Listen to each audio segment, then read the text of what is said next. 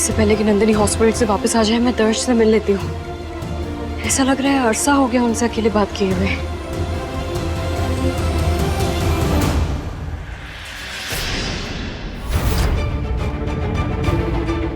दर्श कहाँ गए? अरे मैडम वो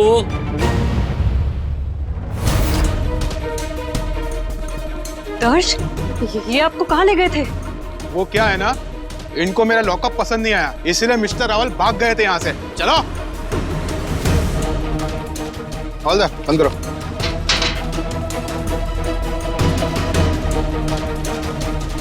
इनकी पत्नी है ना, इनकी साथीदार, दोनों ने मिलकर प्लान किया होगा। दर्श आप... रुको, आगे मत बढ़ना, वहीं से बात करो। तुम यहाँ इतनी लेट क्या कर रही हो? तुम्हें तो घर पे होना चाहिए ना। तुम जाओ घर, आराम करो। हाँ, आप जाके आराम करो, और ये और इनकी पत्नी यहाँ हमारी नींद आराम करेंगे। इंस्पेक्टर, कितनी बार मैंने आपसे कहा कि मेरी पत्नी के बारे में कुछ भी मत बोलिए। लेकिन दर्श, क्या सोचकर नंदिनी ने आपको यहाँ से भगाने का प्लान बनाया? और आप क्या बच्चे हैं जो उसकी बातों में आ गए?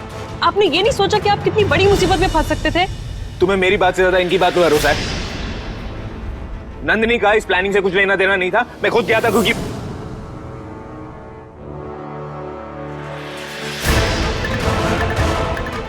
तुम घर जाओ ना, और मेरी चिंता करने की जरूरत नहीं है तुम्हें। उसके लिए मेरी पत्नी है। सॉरी, मैं आपको अपसेट नहीं करना चाहती थी, लेकिन आप ये भी तो देखिए ना, मैं आपको ऐसे तकलीफ में नहीं देख सकती।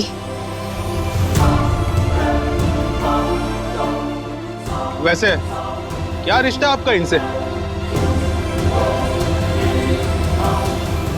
अब हमारी जिंदगी में आंसुओं की कोई जगह नहीं है। नंदिनी, मुझे पराई क्यों लग रही है?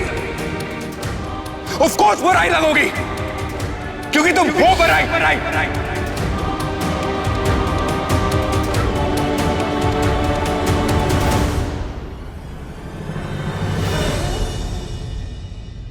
नंदिनी, तुमने डॉक्टर से झूठ बुलवाया, और यहाँ सब उम्मीद लगाकर बैठे थे कि राजवी को होश आ जाएगा। I'm sorry dad. लेकिन मुझे पता था मिल को होश में आने वाली खबर सुन के वो जी राकेश फिर उन पर अटैक करने जरूर आएगा। और देखिए वैसा ही हुआ ना, और आज ऑलमोस्ट वो मेरे हाथ लग ही जाता। लेकिन वो सब ठीक है नंदिनी, लेकिन जरा सोचो, अगर राजवी को कुछ हो जाता तो? Dad, I am really sorry, I understand, लेकिन आप जानते हैं ना, मैं मिल को कुछ नहीं होने दूंगी। लेकिन मेरा शक सही निकला। हम पे से ही कोई है जो इंफॉर्मेशन जी राकेश तक पहुंचा रहा है। हाँ,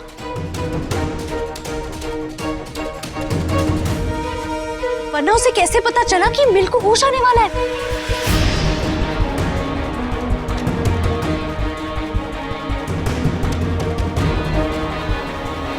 नंदिनी,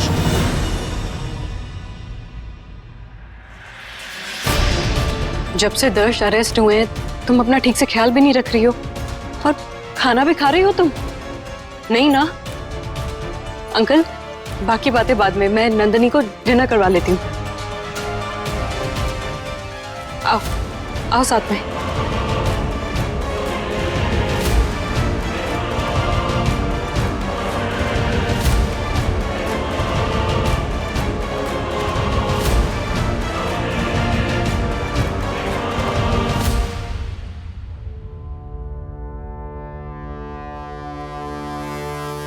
नंदिनी, तुम प्लीज बुरा मत फील करो। घर वाले थोड़े नाराज हैं, लेकिन तुमने कुछ गलत नहीं किया। डोंट वरी, मैं हूं ना तुम्हारे साथ। नंदिनी, ये प्लान तो फेल हो गया, लेकिन अब आगे क्या सोचा है तुमने? वो तो मुझे भी नहीं पता, लेकिन चार्मी तुम चिंता मत करो, तुम्हें रेस्ट की जरूरत है ना, तुम जाके रेस्ट कर लो। पता नहीं ये सारे प्लान्स कैसे फेल हो रहे हैं, लेकिन ना मुझे बहुत डाउट है कि कोई अंदर का ही है जो जी राकेश तक ये सारी इंफॉर्मेशन पहुंचा रहा है। लेकिन ना, मैं भी हार मानने वालों में से नहीं हूं। ये जो भी कोई आदमी है ना, मैं इसे ढूंढ के रहूंगी।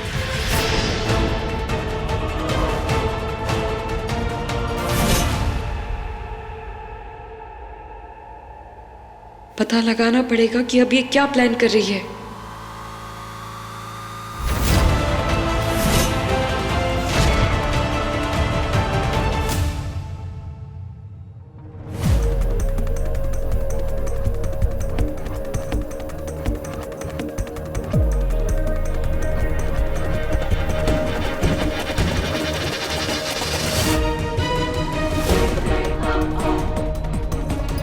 ये वही लैब है जहाँ पे रिपोर्ट में गड़बड़ की गई।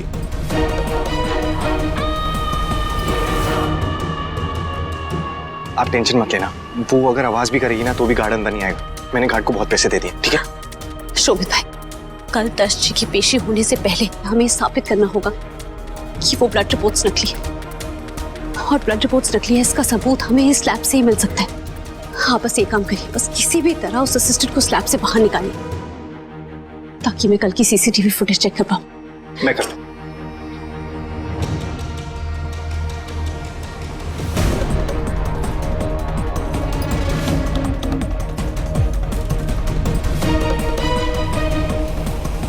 वाह मैम, वाह, बहुत बढ़िया। आप ऐसे ही सोते रहिए। 4 दिन हो गए मेरे को मेरी रिपोर्ट नहीं मिली है। आप कौन हो? ऐसे कैसे अंदर आ गए? सिक्योरिटी, इन्हें अंदर किसने आने दिया? आप हो कौन और ऐसे कैसे आ गए आप? ऐसे कैसे क्या मैम, अपनी रिपोर्ट लेने के लिए आया हूँ। 4 दिन से वेट कर रहा हूँ। मैं डॉक्टर, मेरे को आप क्यों ऐसे दवाई नहीं दे पा रहे हैं? आप फीवर है मेरे को, मुझे नहीं पता। आप रिपोर्ट दीजिए मेरी। अरे सुनिए सर, मेरी रिपोर्ट कहाँ रखी है? देखिए सर, आप इस तरह नहीं अंदर आ सकते रात को। आप हेल्पलाइन नंबर पे फोन करिए। चलिए अभी आप बाहर चलिए। वहाँ करने से कुछ नहीं होता है, मैं आपका सोशल मीडिया पे डाल दूंगा। चलिए बाहर चलिए, मैं कह रही हूँ आपको। चलिए बाहर चलिए, अभी आप बाहर चलिए। चलिए बाहर चलिए। मार रही है बीमार इंसान को। आप रात को इस तरह लैब में एंटर नहीं कर सकते। चलिए बाहर चलिए। रिपोर्ट दीजिए, मैं चले जाऊंगा। अरे कौन सी रिपोर्ट? आप पहले बाहर चलिए। ठीक है, कोई बात मत चलिए आप दीजिए। बाहर।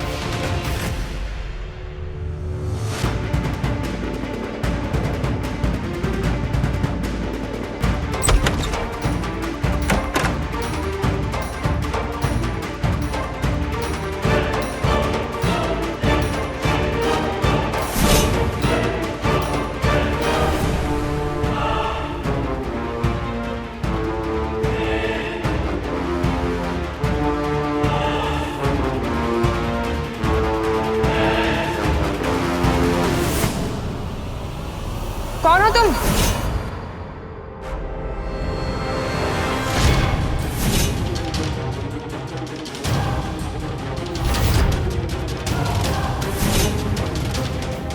कौन हो आप लोग? चाहते क्या हो? तुम्हें अरेस्ट करवाना चाहते हैं। अरेस्ट? पर क्यों?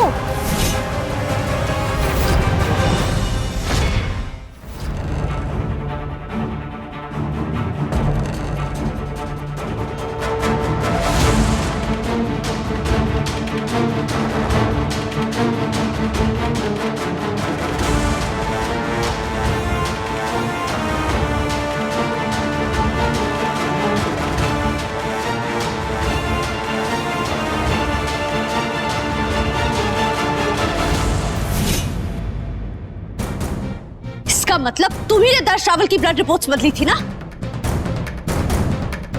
कैसे तुम चंद पैसों के लिए एक आदमी की लाइफ बर्बाद करने जा रही थी? अब तो ना मैं तुम्हें पुलिस स्टेशन ले जाके रहूंगी। चलो चलो मेरे साथ। नहीं मैडम प्लीज मुझे पुलिस के पास मत लेके जाइए। मैडम प्लीज मुझे मत लेके जाइए। मैं आपको असली रिपोर्ट देती हूँ मैम। यही ड्रॉर पे रखा है मैम।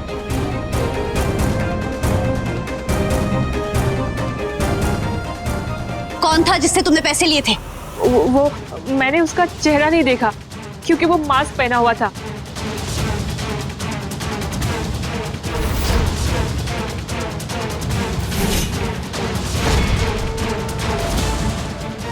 लेकिन हाँ, बस इतना ही बता सकती हूँ मैं।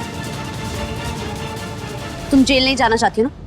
तो मेरा एक काम करो, अभी उस आदमी को फोन लगाओ और कहो तुम्हें कुछ और पैसों की जरूरत है। जी। वरना तुम असली रिपोर्ट्स दर्श रावल के घर वालों को दे दोगी। वो जरूर तुम्हें पैसे देने के लिए तैयार हो जाएगा। और फिर पैसे लेने के बहाने तुम उसे भारद्वाज कॉलेज के पीछे वाले रोड पर बुलाओगी। समझ गई? कोई कंफ्यूजन तो नहीं है? पक्का? फोन लगाओ।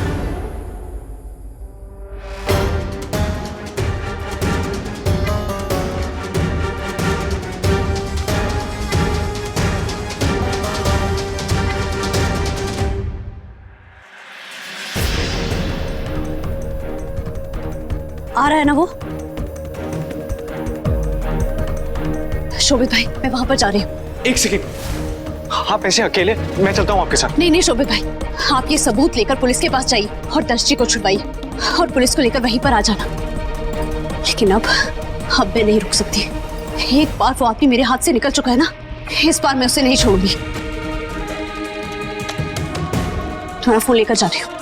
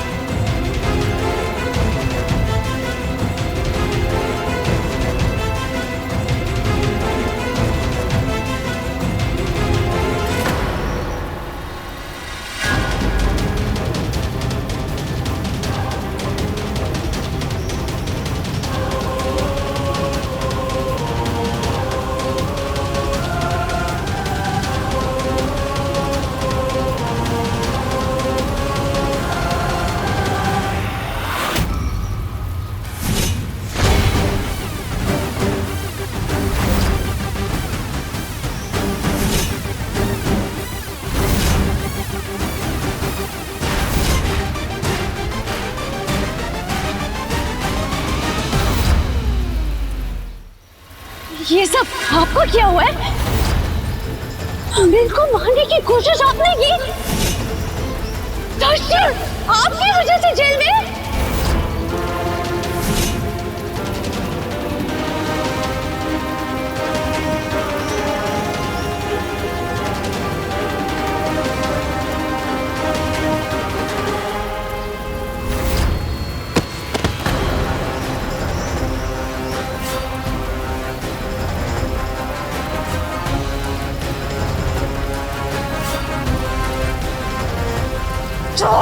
ये तो मैं आपको दूंगी नहीं। क्या जरूरत नहीं ये सब करने की? हाँ? नील और दर्जी तो आपका परिवार है ना? क्या दुश्मनी हो सकती है आपकी उनसे? आपकी वजह से मिल हॉस्पिटल में कोमा में, दर्जी जेल में सजा भुगत रहे हैं। आपको अंदाजा भी है आपकी वजह से क्या हुआ है?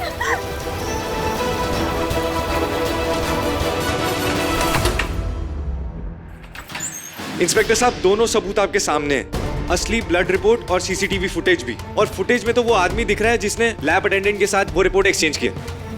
इंस्पेक्टर साहब, उस आदमी के बारे में पता लगाइए। मुझे पूरा यकीन है कि उसने मेरी वाइफ पर हमला किया। इंस्पेक्टर साहब, आप प्लीज हमारे साथ चलिए। नंदिनी भाभी ने वो लैब अटेंडेंट से फोन करवा के उस आदमी को ना भारद्वाज कॉलेज के बैक रोड पे बुलाया। नंदिनी वहां चली गई अकेली? तूने उसे अकेले क्यों जाने दिया? भाई वो उन्होंने मेरी बात सुनी ही नहीं। उन्होंने कहा सबसे पहले आपको लॉकअप से बाहर निकालूंगा। ये भारद्वाज कॉलेज ना, हमें भी चलना पड़ेगा अभी। हेलो जी डॉक्टर साहब। What? That's a great news. एक मिनट डॉक्टर साहब। अब राजवीर आज काफी इंप्रूवमेंट दिखाया है। मुझे हॉस्पिटल जाना होगा। Wow, that's a great news.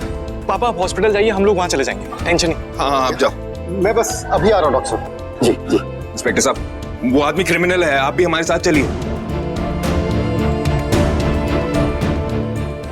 भाई चलिए। कहाँ? यहाँ?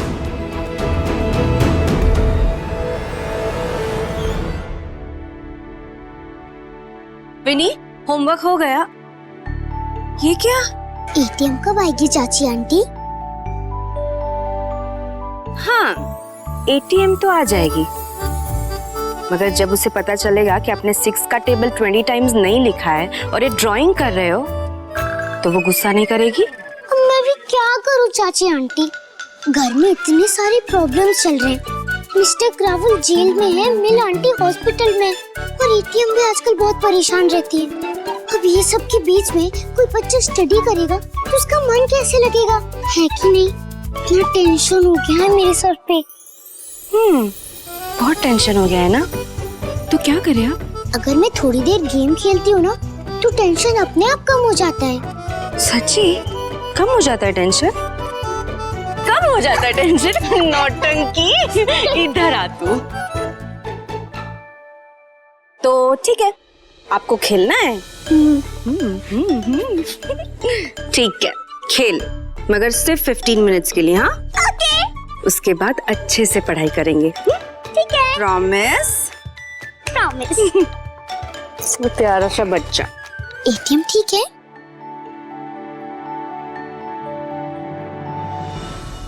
जवाब दो, क्यों मिल को मारने की कोशिश की? क्यों?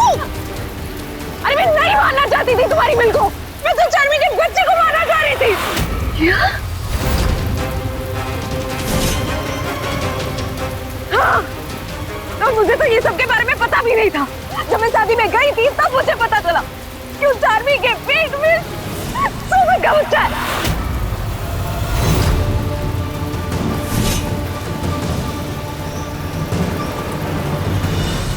देख विपुल, राजवी की भी तो कोई मजबूरी है ना। मैं जानता हूँ वो अंदर से कितनी टूटी हुई है। इस वक्त उसे हमारे साथ की सख्त जरूरत है। और ये बात कि चार्मी के पेट में शोभित का बच्चा है, किसी भी तरह से बाहर नहीं निकलनी चाहिए।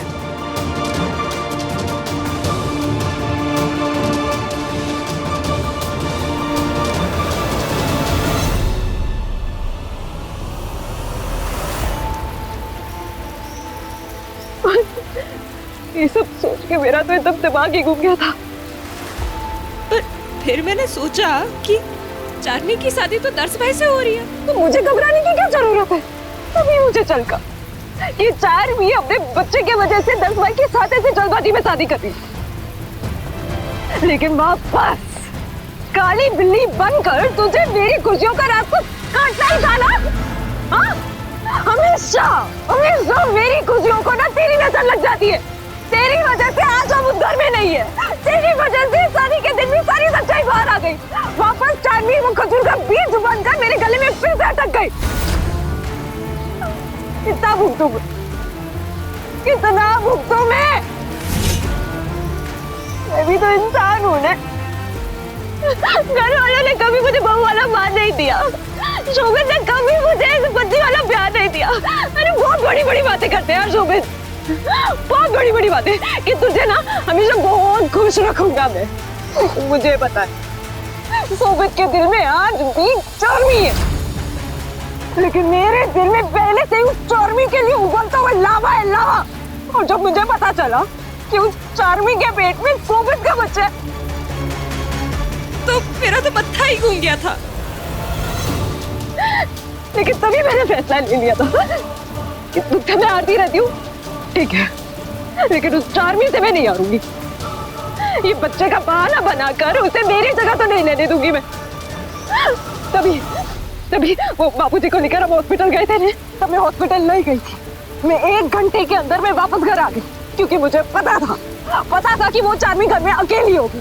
तो सारी लाइट्स बंद करने के लिए, कैमरा बंद करने के लिए मैंने लाइट का फ्यूज निकाल दिया। तो मैंने बस इतना ही सोचा था कि मैं अंधेरे में चार्मी को धक्का मार दूंगी तो वो गिर जाएगी और उसका बच्चा मर जाएगा, ताकि वो अपने बच्चे का बहाना बनाकर मेरे शोभित को मुझसे छीन नहीं पाएगी।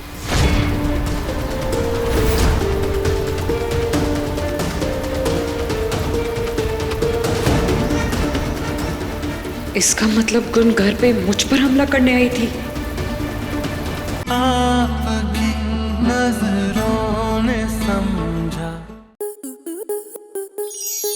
आपके मनोरंजन पर अब नहीं लगेगा कोई ब्रेक। स्टार प्लस के बेहतरीन शोज देखने के लिए लाइक, शेयर और सब्सक्राइब करें स्टार प्लस यूट्यूब पेज को।